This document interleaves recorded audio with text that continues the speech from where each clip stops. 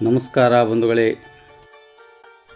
ಆಶ್ರಮದಲ್ಲಿ ಸುರಕ್ಷಾ ಸೇವಾ ಸಂಸ್ಥೆಯ ಸದಸ್ಯೆ ದಿವಂಗತ ಶ್ರೀಮತಿ ನೀಲಮ್ಮ ಚನ್ನಬಸಪ್ಪ ತೆಗ್ಗಿಯವರ ದ್ವಿತೀಯ ಪುಣ್ಯಸ್ಮರಣೆ ಆಚರಣೆ.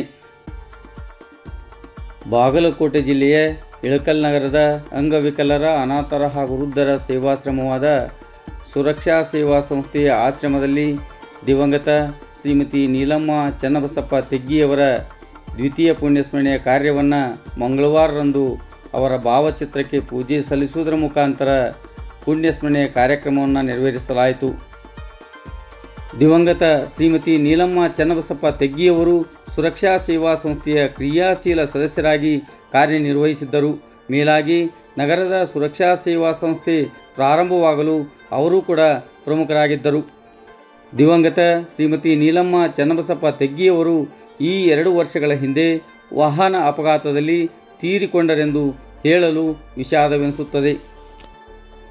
ದಿವಂಗತ ಶ್ರೀಮತಿ ನೀಲಮ್ಮ ಚನ್ನಬಸಪ್ಪ ತೆಗ್ಗಿಯವರ ದ್ವಿತೀಯ ಪುಣ್ಯಸ್ಮರಣೆಯ ಕಾರ್ಯಕ್ರಮದ ಪ್ರಯುಕ್ತ ಸಂಜೀವ್ ಕುಮಾರ್ ಸಂಕನ್ನವರ್ ಸಾಕಿನ್ ಗುಳೇದಗುಡ್ಡ ಇವರು ಆಶ್ರಮವಾಸಿಗಳಿಗೆ ಮಧ್ಯಾಹ್ನದ ಅನ್ನಪ್ರಸಾದ ವ್ಯವಸ್ಥೆಯನ್ನು ಸಹ ಏರ್ಪಡಿಸಿದ್ದರು.